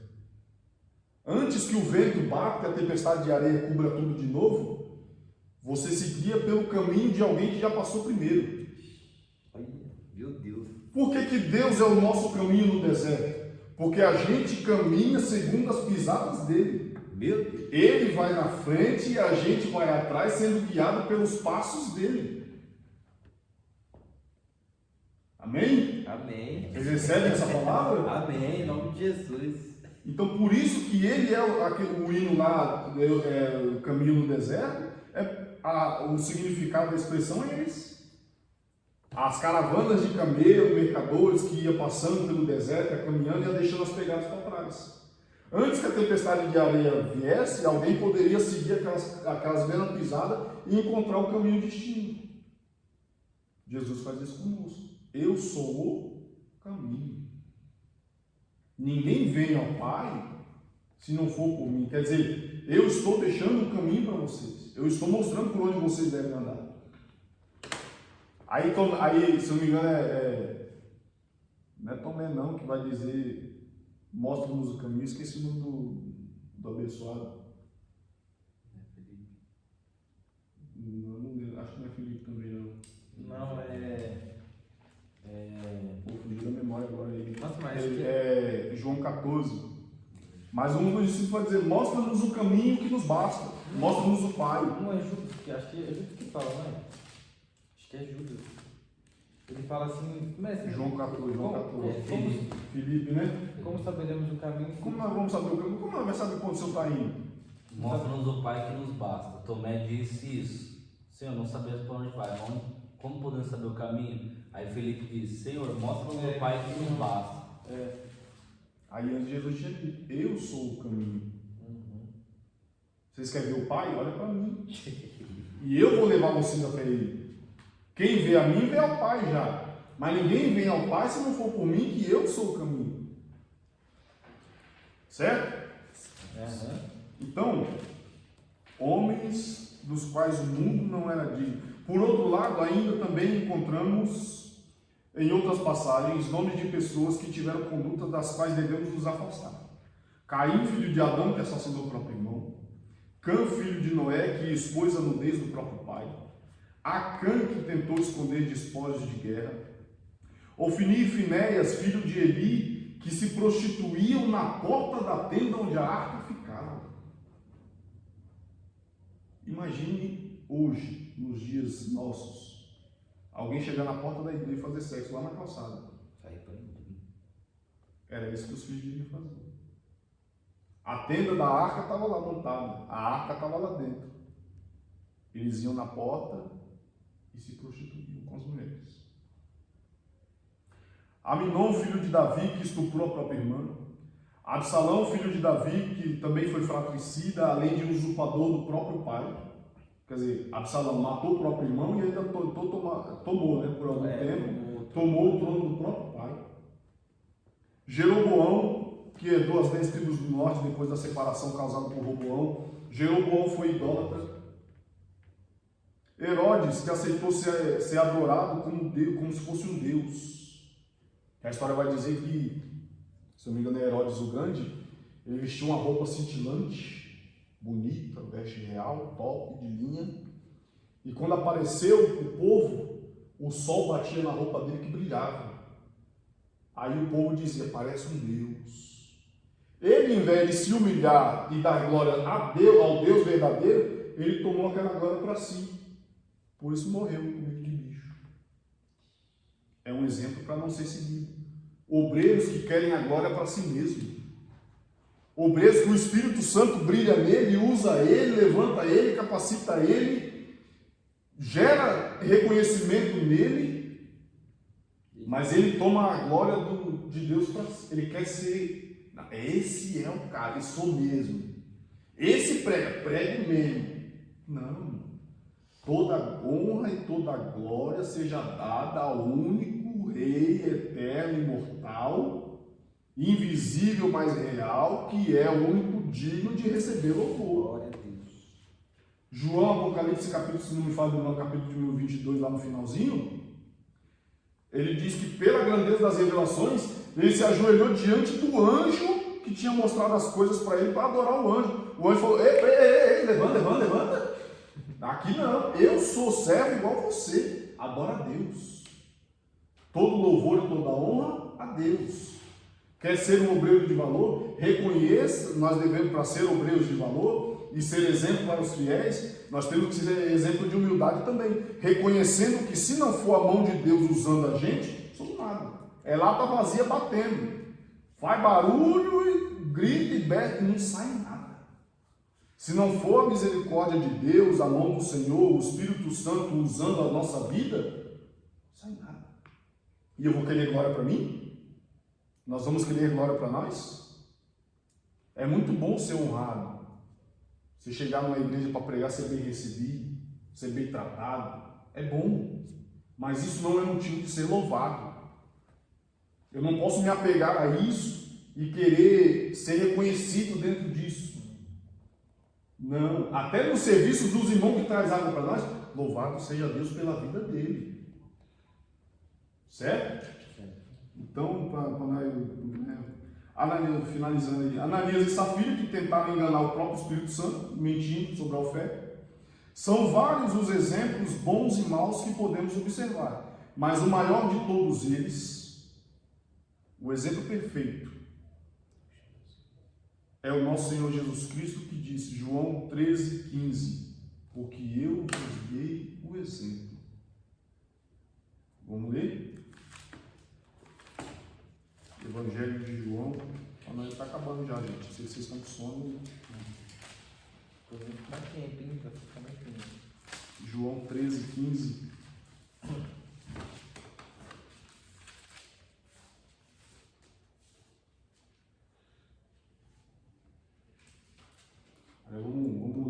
Vamos ler do 13 até o 15.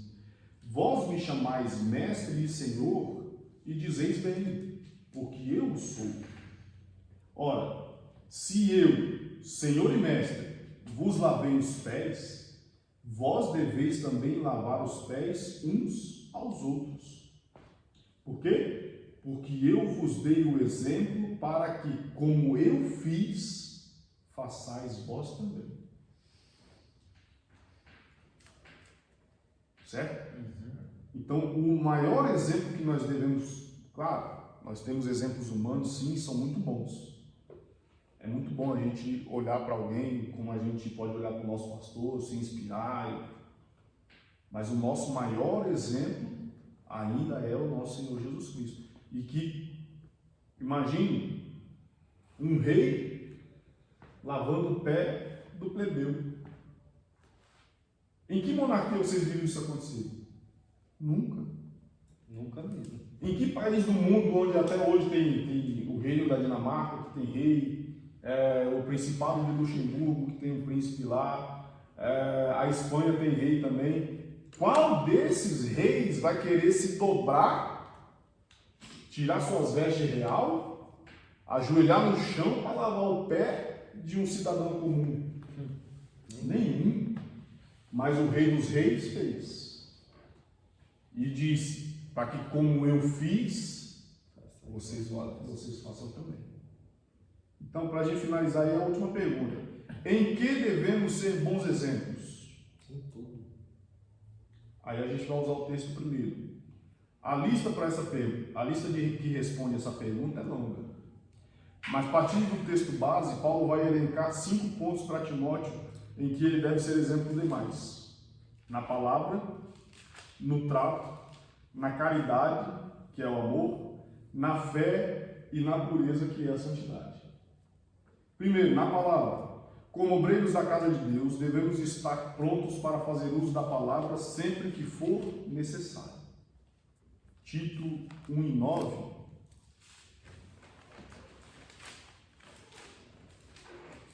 Vou dar uma Bíblia para vocês para. A Bíblia até pequena, você logo depois de Timóteo. 1:9 diz assim: retendo a fiel palavra que é conforme a doutrina, para que seja poderoso tanto para admoestar com a sã doutrina, como para convencer os contradizentes. E também tem 1 de Pedro 3:15. 1 de Pedro 3:15, que diz: Antes, santificai a Cristo como Senhor em vosso coração, e estais sempre preparados para responder com mansidão e temor a qualquer que vos pedir a razão da esperança que há em vós. E como que eu defendo a razão da esperança que há em mim? Através da palavra de Deus. Segundo, no trato, esse trato aí é comportamento ou procedimento, dependendo da versão que você estiver aí, mas é a mesma coisa, tá? Como obreiros da casa de Deus, devemos sempre buscar ter e manter um comportamento digno de não haver repreensões. 1 de Pedro 2:12. 1 de Pedro 2:12 diz assim: tendo o vosso viver honesto entre os gentios, para que, naquilo em que falam mal de vós, como de malfeitores, glorifiquem a Deus no dia da visitação pelas boas obras que em vós observam. E também 1 de João 2:10, que diz assim: aquele que... Não, peraí, é referência errada. Tito 1:7, é a referência do próximo. João é a do próximo. Mas Tito 1:7 diz: porque convém que o bispo seja irrepreensível, como dispenseiro da casa de Deus. Aqui está falando bispo, mas isso não vai só para o pastor, não. Para nós obreiros também. Como dispenseiro da casa de Deus, não soberbo, não iracundo, nem dava vinho, não espancador, nem cobiçoso de torpe ganância. Aí ele vai continuar dando as qualidades aí. Outra referência aí para comportamento,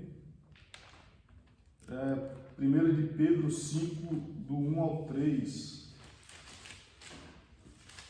Se ele pega a Bíblia em casa, para ver se ele já está fazendo a Bíblia aqui. Aos presbíteros que estão entre vós, admoesto eu, que sou também presbítero como eles, e testemunha das aflições de Cristo e participante da glória que se há de revelar. Apacentai o rebanho de Deus que está entre vós, tendo cuidado dele, não por força, mas voluntariamente, nem por torpe ganância, mas de ânimo pronto, nem como tendo domínio sobre a herança de Deus, mas servindo de exemplo do rebanho. Aí o terceiro ponto, na caridade, que é também o amor. Como obreiros da casa de Deus, é necessário que tenhamos amor uns para com os outros, não alimentando invejas e disputas ou rancores e dissensões. Aí vamos de novo, 1 de Pedro, capítulo 3, versículo 8, diz assim: e finalmente, sede todos de um mesmo sentimento, compassivo, amando os irmãos, entranhavelmente misericordiosos e afáveis, não tornando mal por mal ou injúria por injúria, antes, pelo contrário, bendizendo, sabendo que para isto foste chamado, para que por herança alcanceis a bênção. Então, nós devemos nos tratar com amor. Aí volta na 1 de João, que eu ia ler errado, que a referência de 1 de João 2:10. Aquele que ama seu irmão está na luz, e nele não há escândalo. Mas aquele que aborrece a seu irmão está em trevas, e anda em trevas, e não sabe para onde deva ir, porque as trevas lhe cegaram os olhos. Então, se eu tenho dissensão com meu irmão, estou andando em trevas. Não sei para onde eu tenho que ir, não sei o que eu tenho que fazer. Mas aí Paulo vai dizer, se não me falha a memória, os Efésios, capítulo, se não me falha a memória, número 4 ou 5, levanta-te dentre os mortos, desperta tu que dorme, levanta-te dentre os mortos e Cristo te esclarecerá. Certo? Você está em trevas, levanta dentre os mortos, sai do meio dessa imundícia, dessa mortandade, e Jesus vai te dar a luz, o caminho que você deve seguir. Na fé, e aí eu acrescentei, e na fidelidade, porque ter fé e ter fidelidade é parecido, mas é diferente. Como obreiros da casa de Deus, devemos ser um exemplo de fé, crendo em Deus. Hebreus 11:6. Hebreus 11:6. Quem achou pode ler. Hebreus 11:6. Quem achou primeiro aqui pode ler. Porém, sem fé é impossível agradar-lhe, porque é necessário que aquele que se aproximar de Deus acredita que Ele existe e que é galardoador daqueles que diligentemente o buscam. Então, primeiro, para me aproximar de Deus, eu preciso crer que Ele existe. Certo? Certo. Crendo em Deus e de fidelidade, permanecendo fiéis em todas as circunstâncias. Filipenses, aliás, Hebreus 12:1 e 2, já está aí do lado. Olhando para Jesus, o autor e consumador da nossa fé, o qual pela alegria que lhe foi proposto, suportou a cruz, desprezando a desonra e estando assentado à destra do trono de Deus. Então, Jesus é o nosso exemplo de fidelidade. Por quê? Fidelidade é permanecer, é ser constante, é ir adiante. Independente do que aconteça, não deixa a cruz. Ser fiel a Deus. Certo? Certo. Então, Cristo é o nosso exemplo também de fidelidade. Por quê? No meio das afrontas ali, além das dores de estar sendo crucificado, ainda tinha um xingamento de quem estava ao redor. E mesmo assim, ele permaneceu. É por isso que Paulo diz que ele foi fiel até o fim. Certo? Ser fiel é manter fidelidade. E o quinto ponto aí, que é a pureza ou santidade. Essa questão eu preciso aprofundar um pouco mais para entender por que tem algumas versões da Bíblia que também tem no Espírito, né? Mas eu não encontrei referência para que seja esse no Espírito. Não é Espírito Santo porque o E que aparece ali é E minúsculo. Se fosse aí de 4:12 ainda. O Espírito. Mas é Espírito com E minúsculo, né? Em caridade, em Espírito, E minúsculo. O E pequeno. Eu não encontrei referência para esse E pequeno aí. Tudo que eu encontrei sempre dá 5 pontos. Ele ignora esse no Espírito e mantém os outros 5, que é a palavra, o trato, o amor, a fé e a pureza. A pureza também é a santidade. Como obreiros da casa de Deus, devemos buscar uma vida de santidade diante de Deus, não nos contaminando com os prazeres mundanos que, por sua vez, nos levam para distante da soberana vontade. Romanos, capítulo 6, verso 6, verso 12 e 13. Quem achou pode ler.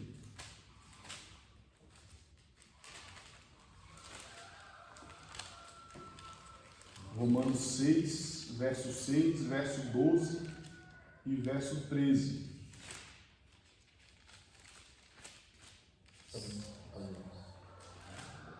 Sabendo isto, que o nosso velho homem com ele foi crucificado para que o corpo do pecado seja desfeito, para que ao pecado não mais sirvamos. 12 e 13. Portanto, não reine o pecado em vosso corpo mortal, para lhe obedecerdes em suas concupiscências, nem tampouco apresenteis vossos membros ao pecado por instrumentos de iniquidade, mas apresentai-vos a Deus como sendo vivos dentre os mortos, e apresentai vossos membros a Deus como armas de justiça. Certo? Então não apresentei a santidade aí, a pureza, se manter puro, também é se manter separado daquilo que nos contamina, que mancha nossas vestes brancas. E para finalizar essa questão aí, e já para a gente encerrar, 1 de Pedro, capítulo 1, verso 15, que diz: Mas como é santo aquele que vos chamou, sede vós também santos em toda a vossa maneira de viver, porquanto está escrito: sede santos, porque eu sou santo.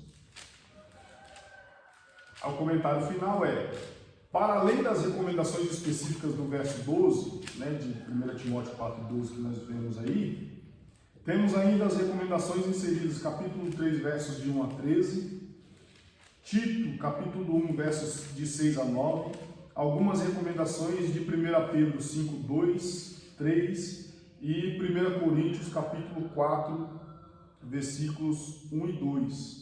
Esse de 1 Coríntios eu vou fazer questão de ver com vocês. 1 Coríntios 4, 1 e 2 e a gente encerra.